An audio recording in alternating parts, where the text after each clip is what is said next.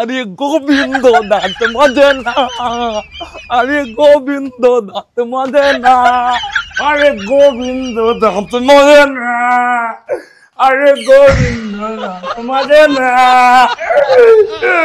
এই যে ঘাটপুরা এসেছো।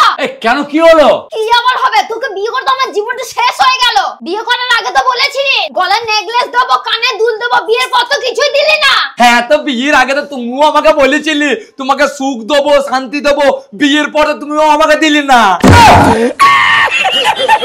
গোবিন্দ দাঁত মজে না। জামাই, একে তো ঘর জামাই থাকছো, তার উপরে আমার মেয়ের সাথে মুখ চালাচ্ছো।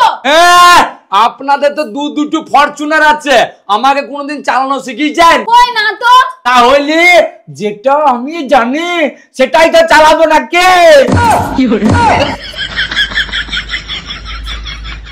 জামাই, তুমি আমার সাথে বেশি চড়বা করো না, তাড়াতাড়ি হেলে পাড়া দিয়ে গিয়ে রেশনটা নিয়ে এসো গা। হ্যাঁ, যাচ্ছি। আরে জামাই শোনো। কি হলো? বলছি হেলে পাড়া দিয়ে যাওয়ার সময় চম্পা বৌদি বাড়ি পড়বে, ওর বাড়ি যেন ঢুকো না। এ বাবা, কেন চম্পা বৌদির বাড়ি ঢুকলে কি হবে? আরে চম্পা বৌদির চরিত্র না খুব খারাপ, ও পয়সার জন্য সবকিছু করতে পারে। হ্যাঁ, ওই জন্যই কালকে আমাকে ডাকছিল ঘরের ভেতরে। এ বাবা, তা তুমি যাওনি তো? আরে আমি যাব কি করি, আমি আর তোমার বাবা যাচ্ছিলাম তো, আমি যাওয়ার আগে তোমার বাবা দরবার করে চম্পা বৌদির ভেতরে ঢুকে বললো। কি বলছো গো?